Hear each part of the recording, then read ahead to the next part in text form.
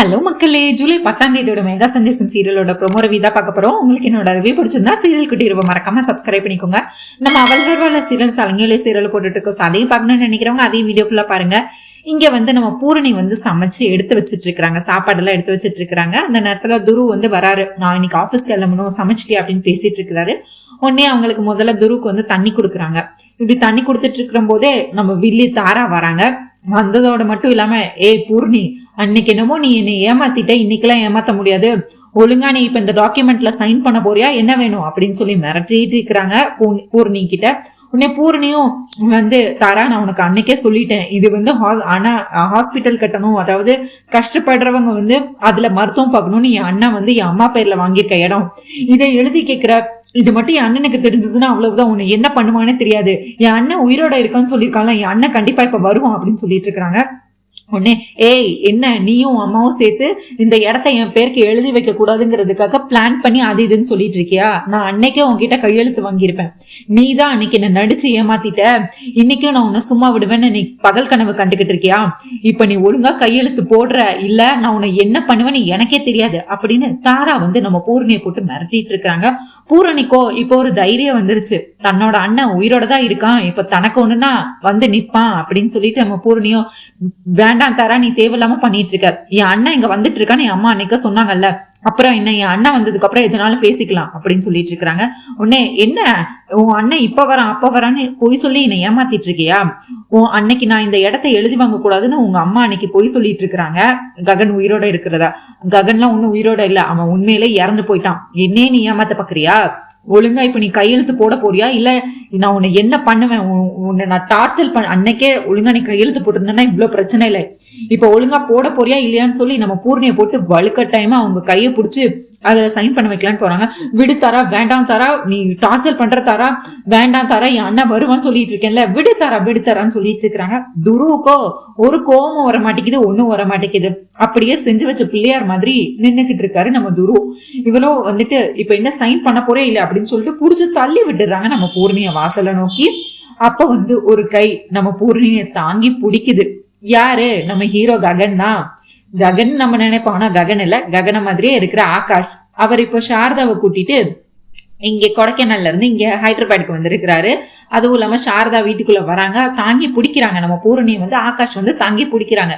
நம்ம பூரணிக்கோ ஆகாஷ பார்த்த அடுத்த நொடியே தன்னோட அண்ணன் ககன் தான் வந்திருக்கான் அப்படின்னு நினைச்சு, அண்ணா நீ உயிரோட தான் இருக்கியா அப்படின்னு சொல்லிட்டு தொட்டு தொட்டு பார்த்துட்டு இருக்கிறாங்க. இது என் கண்ணா என்னாலே நம்ப முடியலையே அப்படிங்கிற ஒரு உணர்வோட பூர்ணி ஆனந்த கண்ணீர். ஒரு பக்கம் தன்னோட அண்ணன் உயிரோட இருக்கான், இன்னொரு பக்கம் இந்த தாராவோட டார்ச்சல் எல்லாத்துல இருந்து தப்பிச்சுட்டோம், என் அண்ணன் உயிரோட தான் இருக்கான்னு சொல்லிட்டு தொட்டு தொட்டு பார்த்துட்டு இருக்கிறாங்க. அண்ணா நீ அம்மா பேர்ல ஒரு ஹாஸ்பிட்டல் கட்டணும்னு ஒரு இடத்த வாங்கி போட்டலனா, அதாவது ஏழை எளியவங்களுக்கு அந்த ஹாஸ்பிட்டல் கட்டி கொடுக்கணும்னு நினைச்சலனா, ஆனா இந்த தாரா அந்த இடத்த அவ பேர்ல எழுதி கொடுன்னு என்ன டார்ச்சல் பண்ணிட்டு இருக்கானா அண்ணா அப்படின்னு ககன் கிட்ட சொல்ற மாதிரி ஆகாஷ் கிட்ட எல்லாத்தையும் ஒப்பிச்சிடுறாங்க. இப்போ நம்ம பழைய ககனா இருந்தா துவம்சம் பண்ணிருவார்ல, தன்னோட தங்கச்சியை தொட்டா சும்மா இருப்பாரா? அப்ப இவர் மட்டும் என்ன, ஆகாஷுக்கும் ககனா தானே நடிக்க வந்திருக்காரு, அப்ப ககன மாதிரி இவரும் நடிச்சுதானே ஆகணும். அதனால நேரா வராரு. என்ன உனக்கு எவ்வளவு தைரியம் இருந்தா என் தங்கச்சி மேல கைய வைப்ப, அதுவும் இல்லாம இத்தனை நாள நான் செத்து போயிட்டேன்னு நினைச்சு என் தங்கச்சி நீ டார்ச்சர் பண்ணிட்டு இருந்தியா அப்படின்னு தாராவை பத்தி கேட்க, தாராக்கோ ஆனந்தத்துல மூழ்கி போயிடுறாங்க. ககன் உயிரோட தான் இருக்கான். ககன் ககன் நீ சாகலை, நீ உயிரோட தான் இருக்க அப்படின்னு சொல்லிட்டு, அப்ப என்ன செத்தவங்க நான் என்ன இங்க என்ன ஆவியாவா இருக்கேன், உன் கண்ணு முன்னாடி தானே நான் நின்னுட்டு இருக்கேன், என்ன நான் செத்து போகணுமா திரும்ப உனக்கு அப்படின்னு சொல்லிட்டு இருக்காங்க. ககன் நீ உயிரோட தான் இருக்கியா அப்படின்னு சொல்லிட்டு திரும்பி இவங்க ஆச்சரியத்துல கேட்டுட்டு இருக்காங்க. உனக்கு எவ்வளவு தைரியம் இருந்தா இத்தனை நாள என் தங்கச்சியை நீ டார்ச்சர் பண்ணிருப்ப, என்ன தரும் இதெல்லாம் அப்படின்னு சொல்லிட்டு உன்னை அப்படின்னு சொல்லிட்டு கைவங்க வராரு. உடனே தாரா பயப்படுறாங்க, அடிக்காத அப்படிங்கிற மாதிரி மூஞ்ச மறைச்சுக்கிறாங்க. உன்னையெல்லாம் நான் அடிக்க மாட்டேன், நான் அடிச்ச அந்த பாவத்தை நான் பண்றதா அப்படின்னு சொல்லிட்டு அப்படின்னு சொல்லிட்டு பெல்ட்டை கலட்டுறாரு. கழட்டி நீ என்ன பெல்ட்டு அடிப்பியா அப்படின்னு சொல்லிட்டு தாரா கேட்க, உடனே துரு ககன் வேண்டாம் அப்படின்னு சொல்ல, உங்களுக்கு மட்டும் இவ்வளவு நாளா என் தங்கச்சியை குடும்பம் பண்ணல இனிச்சுதோ, இப்ப நான் உன்னை அடிக்கிறேன்னு கசக்குதா உனக்கு அப்படின்னு சொல்லி நம்ம ககன் மாதிரியே இருக்கிற ஆகாஷ் பெல்ட்டை கலட்டுறாரு. பெல்ட்டை வச்சு அவர் தான் அடிக்க போறான்னு பார்த்தா அவர் அடிக்கல, அவரையும் அடிக்க போறாரு, அவர் அடிக்க மாட்டான்னு சொல்லிட்டு அப்படியே அந்த பெல்ட்டை பூரணி கையில கொடுக்குறாரு. இந்தா பூரணி, உன்னை இவ்வளவு நாள் அந்த தாரா எவ்வளவு டார்ச்சர் பண்ணான், அதுக்கெல்லாம் பதிலுக்கு பதில் நீ இப்போ பண்ணியே ஆகணும். இனிமேல் அவ உன் கிட்டே வரக்கூடாது. இனிமேல் பூரணியை தொடணும்னு நினைச்சா அவளுக்கு இந்த அடிதான் அவளுக்கு ஞாபகம் வரணும். புடி அடி அப்படின்றாங்க. நம்ம பூரணியும் தயங்கி நிக்கிறாங்க. என்ன, எதுக்கு நீ பயப்படுற? உன் அண்ணன் இங்க நான் தானே இருக்கிறேன். உன் அண்ணன் இங்க இருக்கிற வரை நீ எதுக்கும் பயப்பட தேவையில்ல. நீ அடி, பாத்துக்கலாம், என்னதான் நடக்குது நானும் பாக்குறேனே அப்படின்னு சொல்லிட்டு இருக்கிறாங்க. உன்னே நம்ம பூர்ணி யோசிச்சுட்டே இருக்கிறாங்க, அதை எப்படி தாராவை அடிக்கிறது அப்படின்னு சொல்லிட்டு. அதுக்கடுத்து, இவ்வளவு நாள் உனக்கு பண்ணதை நினைச்சு பாரு, உனக்கு இந்த ககன் அண்ணா பக்கத்துல தானே இருக்கேன், இதுக்கு மேல உனக்கு என்ன தைரியம் வேணும், அடி சும்மா அப்படின்னு சொல்றாங்க. நம்ம பூரணியும் பல நாள் பகைய தீத்துக்கிட்ட மாதிரி பெல்ட்டை வச்சு சும்மா பலார்னு அடிச்சாங்க. அப்படி கண்குள்ளா காட்சியா இருந்தது. அந்த அளவுக்கு பலார்னு அடிச்ச உடனே நம்ம தாரா உடனே வலிக்குதுங்கும் போது துரு வந்து வேண்டாம் அப்படின்னு சொல்லும் போது தடுக்கிறாரு. உடனே சாரதாவும் வேண்டாம் போதும் அப்படின்னு சொல்லி தடுக்கிறாங்க. உடனே நீ உயிரோடுதான் இருக்கியா ககன் அப்படின்னு சொல்லிட்டு, ககன் அண்ணா உயிரோடுதான், ககன் உயிரோடுதான் இருக்கான்னு சொல்லிட்டு இவ்வளவு அடி வாங்கிட்டும் ககனை பார்த்து பள்ளி இழிச்சிட்டு இருக்கிறாங்க நம்ம தாரா.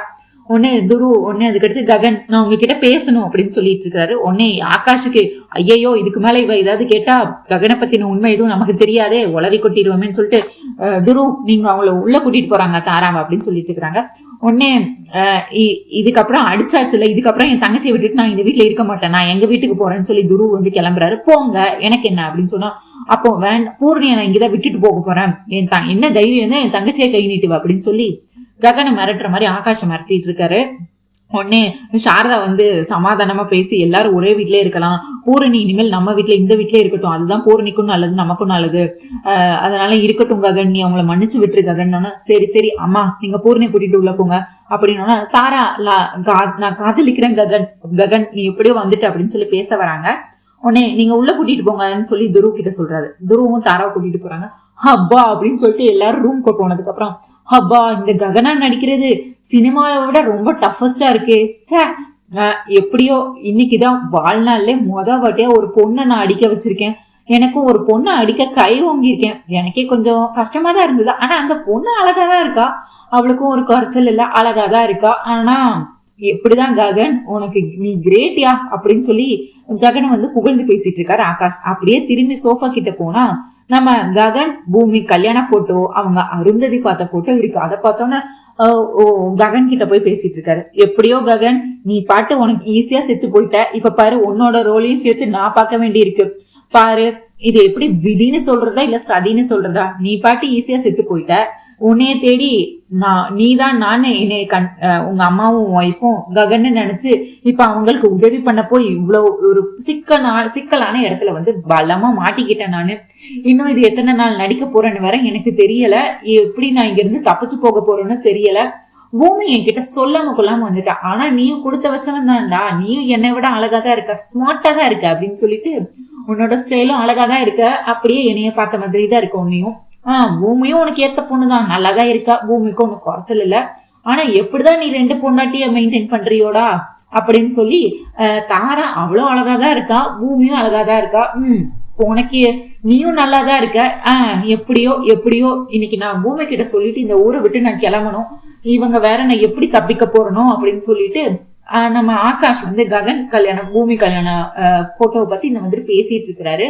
இங்க அப்படியே பார்த்தா எஸ்பி சூர்யா வந்து போலீஸ் ஸ்டேஷன்ல இருந்து வேலை பார்த்துட்டு இருக்கிறாரு. அவர் வந்து ஃபுல்லா விசாரிச்சுட்டாரு, அது ஆகாஷ் தான், அவங்க ரொம்ப வருஷமாவே வந்து கொடைக்கானலதான் இருந்துட்டு இருக்கிறாங்க, அது ககன் கிடையாது அப்படிங்கிற மாதிரி அவர் வந்து ஒரு கன்க்ளூஷனுக்கு வந்துடுறாரு. ஆனாலுமே அவருக்கு ஒரு டவுட் இருக்கு, ஆகாஷ் இருந்தா எதுக்கு பூமியை பார்க்க இப்ப ஹைதராபாத் வரணும், அதுக்கு வாய்ப்பே இல்லையே, ஏதோ கொஞ்ச நாள் பழக்கம்னா இந்த அளவுக்கு வரணும் தேவையில்லை அப்படின்னு சொல்லி கொஞ்சம் குழப்பத்துல இருக்கிறாரு. இந்த நேரத்துல அபூர்வா கால் பண்ணி, ஏய் என்ன சூர்யா, அந்த ககன் தானே உயிரோட இருக்கான், நான் அவனை பார்த்தாச்சு, அவனை நீ ஒழுங்கா இப்ப அரெஸ்ட் பண்ண போறியா இல்ல என்ன பண்ண போற அப்படின்னு. ஐயோ மேடம் அது நாங்க நல்லா விசாரிச்சுட்டேன், அது ஒண்ணும் ககன் கிடையாது, அது ஆகாஷ் மேடம் அப்படின்னு சொல்றாரு. நீ என்ன எனக்கே பாடம் எடுத்துட்டு இருக்கியா, நான் சொல்றதை மட்டும் செய், இந்த வேலையே நான் உனக்கு போட்ட பிச்சை, அதை மறந்துடாத அப்படின்னு நம்ம அபூர்வாவும் மிரட்டிட்டு இருக்கிறாங்க எஸ்பி சூர்யாவை. எஸ்பி சூர்யாவும் மேடம் நான் சொல்றத கேளுங்க, ககன்லாம் எப்போ செத்து போயிட்டான், அவன் கண்ணு முன்னாடி தானே செத்து போனான், இது ககன மாதிரியே இருக்கிற ஆகாஷ் அப்படின்னு சொல்லிட்டு இருக்காங்க. நான் நல்லா விசாரிச்சுட்டேன், அது ஆகாஷ் தான், அவன் பெரிய ராக் ஸ்டார் மேடம், அவன் மேல கை வச்சா தேவையில்லாம என் வேலைக்கே வந்து பிரச்சனை ஆயிரும் மேடம் அப்படின்னு சொல்றாங்க. ஏய் இப்ப மட்டும் நீ அவனை அரெஸ்ட் பண்ணல, திரும்ப பூமி வந்து அது ஒருவேளை நீ சொல்ற மாதிரி இது ராக் ஸ்டார் ஆகாஷா இல்லாம அது ககனா இருந்துச்சுன்னா அடுத்து உனக்கு பூமி இந்த ஜென்மத்துல கிடைக்க மாட்டா, அதை யோசிச்சு பாரு அப்படின்னு சொல்லி மண்டை கழுவிடுறாங்க. நம்ம எஸ்பி சூர்யாவும் ஐயோ அப்படி யோசிச்சு பாக்குறாரு. அது ஆகாஷா இருந்தா பிரச்சனை இல்ல, ஒருவேளை ககனா இருந்தா ஐயோ எனக்கு முதலுக்கே மோசமாயிருமே, அடுத்து அவன் பூமி கூட திரும்ப சேர்ந்து வாழ ஆரம்பிச்சிருவான், அப்புறம் எப்படி எனக்கு பூமி கிடைப்பா, பூமி அப்புறம் எனக்கு கிடைக்க மாட்டா, நோ விட மாட்டேன். மேடம் நீங்க எதுக்கும் கவலைப்படாதீங்க, அந்த ஆகாஷ் இங்க தானே ஹைதராபாத் வரதாதான் சொல்லிட்டு இருந்தாங்க, இங்கதான் ஹைதராபாத்ல சிக்காமலே போயிட போறான், நான் அவனை தூக்கி லாடம் கட்டிடுறேன் அப்படின்னு வாக்குறுதி கொடுத்துட்டு இருக்காங்க நம்ம எஸ்பி சூர்யா. இங்க நம்ம பூமியும் ஹவுஸ் அரெஸ்ட் பண்ணி வச்சிருக்காங்கல்ல, வீட்டுக்குள்ளே அடைச்சு வச்சிருக்காங்க. அவங்களும் கவலையா அழுதுட்டே இருக்கிறாங்க. இப்ப என்ன நடக்குது, அத்தை என்ன பண்ணாங்க, இங்க வந்தாங்க எதுவுமே தெரியலையே, அத்தை எப்படி இருக்காங்கன்னு தெரியலையே அப்படின்னு இவங்க கவலைப்பட்டு இருக்க. அப்படியே இன்னொரு பக்கம் பார்த்தா நம்ம மீரா அவங்க வந்து கேபிக்கு இன்னும் கையில சங்கிலி கால்ல சங்கிலி உடம்பு ஃபுல்லா சங்கிலின்னு சங்கிலியை போட்டு அதுக்கு 78 பூட்டை வேற போட்டு சாவியை வச்சு பூட்டி வச்சுட்டு போயிருக்காங்க. அவருக்கும் அதாவது கைதிக்கு சாப்பாடு கொடுக்குற மாதிரி சும்மா சாப்பாடை கொண்டு போய் மட்டும் வைக்கிறாங்க, எதுக்குமே வந்து வெளியே விட மாட்டாங்க, இப்படியே அடைச்சு வச்சிருக்கிறாங்க. இப்படியே எவ்வளவு நாள் ஒரு ஆளை அடைச்சு வைக்க முடியும், என்னைக்காவது ஒரு நாள் அவங்க வெளியே வந்துதானே ஆகணும், கோவம் வெளியே வரதானே செய்யும். இன்னைக்கு உடனே நம்ம கேபி வந்து மீரா வந்து சாப்பாடு கொண்டு வராங்க கேபிக்கு. கேபி ஒண்ணு எனக்கு சாப்பாடெல்லாம் ஒண்ணும் வேண்டாம், மீரா இது அவுத்து விடு மீரா, நான் இங்க இருந்து போகணும், என் பையன் ககன் இங்க ஊருக்கு வந்திருக்கான்னு எல்லாரும் சொன்னாங்க, நான் என் பையன் உயிரோட இல்லைன்னு சொல்லிட்டு இருந்தாங்க, நான் ஒரு வாட்டி அவனை போய் பார்க்கணும் மீரா, ஒழுங்கா இப்ப கலட்டி விடு மீரா, என்ன அவுத்து விடு அப்படின்னு சொல்லி இவரோ கெஞ்சிட்டு இருக்கிறாரு. ஆனா நம்ம மீராவோ அதுக்கு அசரவே இல்லை. நீங்க எனக்கு தெரியும், நீங்க நான் உங்க மேல வச்சிருக்க காதல் உங்களுக்கு புரியவே புரியாதா, நீங்க ஏன் எப்ப பார்த்தாலும் அந்த ககனை பத்தி யோசிச்சுட்டு இருக்கிறீங்க, இங்க ஒருத்தி நான் உங்களுக்கு என்ன வேணும்னு உங்க மேல காதலா அன்பா பாத்துக்கிறேன், ஆனா என்னைய விட உங்களுக்கு அந்த குடும்பம் தான் உங்களுக்கு பெருசா போயிடுச்சா அப்படின்னு சொல்லி சண்டை போட்டுட்டு இருக்காங்க. மீரா இது பேரு காதல் கிடையாது, நீ அடைச்சு வச்சு டார்ச்சர் பண்ணிட்டு இருக்க, காதல்னா வந்து சுதந்திரமா இருக்கணும், அதை விட்டுட்டு இப்படி அடைச்சு வச்சு டார்ச்சர் பண்றது பேரு, இது பேரு அன்பா, இது பேரு காதலா அப்படின்னு சொல்லிட்டு இருக்காங்க.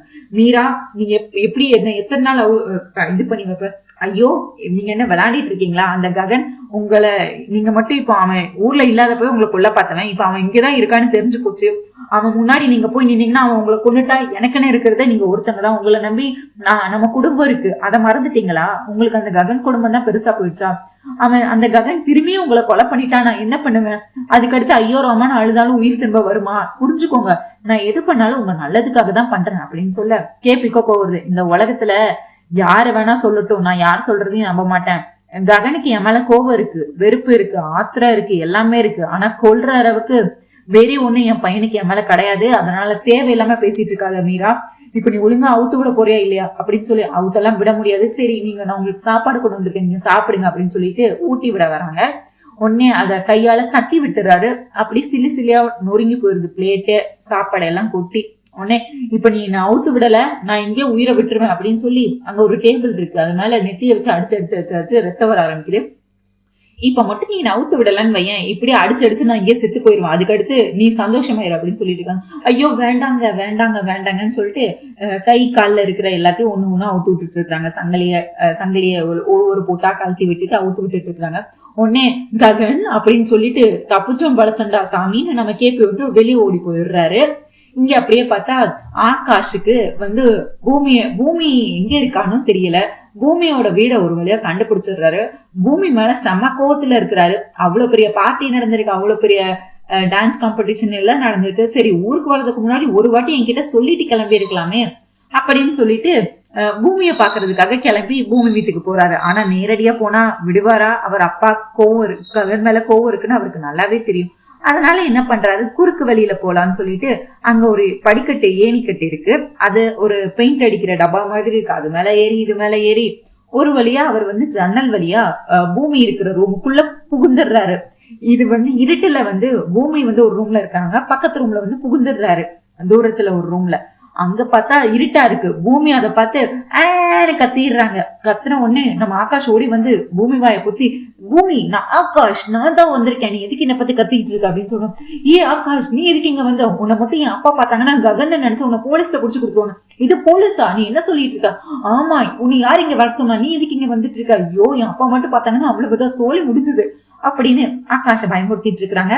இவங்க கத்துல பதறி போய் நம்ம சரச்சந்திராவும் சரியும் மேல வந்துட்டு இருக்கிறாங்க ரூம. உடனே என் அப்பா வரப்போறாங்க அப்படின்னு சொல்லிட்டு இந்த கர்டன் பின்னாடி ஒளிஞ்சுக்கோன்னு சொல்லிட்டு அதாவது அந்த ஸ்கிரீன் பின்னாடி ஒளிய வைக்கிறாங்க. உடனே நம்ம சரச்சந்திரவும் கதவை திறந்து வராரு. என்னமா ஆச்சு, இதுக்குமா நீ கத்துன அப்படின்னு கேட்கும்போது அது ஒண்ணும் இல்லப்பா, பல்லி வந்துருச்சுப்பா அதனாலதான் அப்படின்னு சொல்றாங்க. உடனே சரி சரி சரி நீ பார்த்து பத்திரமா இருமா அப்படின்னு சொல்லிட்டு போயிடுறாரு. உடனே பூட்டிட்டு போனோன்னு பார்த்தா உடனே திரும்ப இவரு வெளியே வராரு. என்ன பூமி நீங்க, நம்ம அவ்வளவு நேரம் ஒரு பார்ட்னரா இருந்திருக்கோம், நீங்க என் கூட டான்ஸ் காம்படிஷன்ல என் கூட ஸ்டேஜ் ஷேர் பண்ணிருக்கீங்க, வரதுக்கு முன்னாடி என்கிட்ட ஒரு வார்த்தை சொல்லிட்டு வரணும்னு உங்களுக்கு தெரியாதா, நான் உங்களை தேடிட்டே இருந்தாங்க ஃபுல்லா அப்படின்னு சொல்ல, ஐயோ ஆகாஷ் நான் சொல்லிட்டு வரக்கூடாதுன்னா இல்ல, என் அப்பா அன்னைக்கு என்ன பலவந்தமா எனக்கு கூட்டிட்டு வந்துட்டாங்க, எனக்கு வேற என்ன பண்றதுன்னு தெரியல, திருப்பி என்னால உங்ககிட்ட பேச முடியல, சாரி அப்படின்னு சொல்லிட்டு இருக்காங்க. சரி ஓகே டேக் கேர், நீங்க நல்லபடியா இருக்கீங்களா, ஓகே பாய் நான் போயிட்டு வரேன்னு சொல்லிட்டு இவர் என்னமோ ஹாயா ஜாலியா வந்து பார்த்துட்டு ஹாயா ஜாலியா போயிட்டாரு. திரும்ப எப்படி வந்தாரோ அதே மாதிரி இறங்கி போறாரு. ஓடும்போது பார்த்தா SP Suriya and police gang வந்து நம்மள ஆகாஷ கையும் குளமா பிடிச்சிடுறாங்க. என்ன நடந்திருக்கும் அப்படின்னா, இவர் படிய அந்த ஏணி படிக்கட்டுல ஏறும் போது இவரே ஷூ போட்டிருப்பாரு, அதுவும் நார்மல் ஷூ இல்ல, ஹீல்ஸ் வச்ச ஷூ போட்டிருப்பாரு. அதை போட்டுட்டு அவளால ஏற முடியாது. உடனே அதை கண்ட மேனிக்கு கழட்டி கீழே போட்டிருப்பாரு. அதை வச்சு நம்ம சரச்சந்திரா வந்து தற்செயலா அந்த சைடு வந்துட்டு இருப்பாரு. கீழே பார்த்தா ஷூ கிடக்கும். ஓ அப்ப அந்த ககன் தான் வீட்டுக்குள்ள வந்திருக்கானு எஸ்பி சூர்யாவுக்கு போன் பண்ணிருப்பாரு. அவரும் பார்த்தா அடுத்த நிமிஷமே பூமி வீட்டுல வந்து நிப்பாரு. உடனே கையும் கூடவுமா எல்லாரும் வந்து கீழே வந்து பாத்துருவாங்க. நம்ம சரச்சந்திரா, மீரா, செரி, நட்சத்திராலாம் இவனுக்கு எவ்வளவு தைரியம் இருந்தா இன்னைக்கு எங்க வீட்லயே வந்து இது பண்ணுவான், முதல்ல இவனை அரெஸ்ட் பண்ணிட்டு போங்க அப்படின்னு சொல்லி, என் மாமாவை கொலை பண்ண பார்த்தல என்ன அரெஸ்ட் பண்ணிட்டு போங்கன்னு சொல்லி அரெஸ்ட் பண்ணிட்டு போயிருவாங்க. நம்ம ஆகாஷோ என்ன சொல்ல வரங்கிறது அந்த எஸ்பி சூர்யா கேட்கவே மாட்டாரு. ஹே ஹலோ என்ன இதுக்கு அரெஸ்ட் பண்றீங்க, ஹலோ வெயிட் நான் சொல்றதை கேளு, நீ எதுவா இருந்தாலும் நீ போலீஸ் ஸ்டேஷன்ல வந்து சொல்லுடா கண்ணான்னு தரத்தரன்னு இழுத்துட்டு போயிருவாரு நம்ம எஸ்பி சூர்யா நம்ம ஆகாஷ. இதுக்கு அடுத்து ஆகாஷ்னு உண்மை வந்து வெளியே வரும்னு நினைக்கிறீங்களா, இல்ல தாரா வந்து இது அது ககன் கிடையாது இது ஆகாஷ் தான் கண்டுபிடிச்சிருவாங்களா, இல்ல இப்போ வந்து இவர் போலீஸ் ஸ்டேஷன்ல இருந்து லாக்அப்ல இருந்து வெளியே வரணும்னா இவர் உண்மையான பேர் தெரிஞ்சா மட்டும்தான் வெளியே வருவாங்க. ஏன்னா ககன்னு தான் இப்ப இவங்களை அரெஸ்ட் பண்ணிருக்காங்க. இவங்க ககன் இல்லைன்னு ப்ரூவ் பண்ணி ஆகாஷ்னு ப்ரூவ் பண்ணா மட்டும்தான் வெளியே விட வாய்ப்பு இருக்கு. ஒருவேளை அது ஆகாஷ்னு தெரிஞ்சா அதுக்கு அடுத்து தாரா எடுக்க போற முடிவு என்னவா இருக்கும், ஒருவேளை ஆகாஷ காதலிச்சு கல்யாணம் பண்ணுவாங்கன்னு நினைக்கீங்களா, இல்ல எனக்கு ககன் மட்டும்தான் வேணும், ககன மாதிரி இருக்கிற இந்த ஆகாஷ்லாம் ஒண்ணு எனக்கு புருஷனா வரவே முடியாது, இவனெல்லாம் என்னால கல்யாணம் பண்ணிக்க முடியாதுன்னு நினைக்கிறீங்களான்னு சொல்லிட்டு கண்டிப்பா கமெண்ட்ஸ்ல சொல்லுங்க. இந்த விஷயம் இன்னும் பூமிக்கு தெரியவே தெரியாது. ஏன்னா அங்க ஆகாஷ் அரெஸ்டான விஷயமே இன்னும் பூமிக்கு தெரியாது. அவங்களதான் ரூம்ல அடைச்சு வச்சிருக்காங்களே, அவங்க கிட்ட போய் இப்ப யாரும் சொல்லவும் முடியாது. சோ பூமிக்கு இது தெரிய வராது. பூமிக்கு தெரிய வந்தா கூட ஏதாவது உதவி பண்ணி ஆகாஷ வெளியே எடுக்க ஏதாவது முயற்சி பண்ணலாம். இப்ப பூமி பக்கமும் ரொம்பவே வீக்கா இருக்கு. இதுக்கடுத்து எபிசோடு எப்படி போக போகுது, தாரா வந்து இவங்க மேல காதல்ல விழ போறாங்களா, இல்ல ஆகாஷ் வந்து பூமி மேல காதல்ல விழ போறாங்களா, இல்ல இது எல்லாத்தையும் விட அல்டர்னேட் ட்விஸ்டா நம்ம ககன் உயிரோட வரப்போறாரா, என்ன நடக்க போகுதுங்கிறத அப்கமிங் எபிசோட்ஸ்ல பார்க்கலாம். உங்களுக்கு என்னோட ரிவ்யூ பிடிச்சிருந்தா சீரியல் குட்டிருவோம் மறக்காம சப்ஸ்கிரைப் பண்ணிக்கோங்க. உங்க தாட்ஸ் என்னன்னு கண்டிப்பா கமெண்ட்ஸ்ல சொல்லுங்க. தேங்க்யூ மக்களே, நன்றி. நாளை சந்திக்கிறேன்.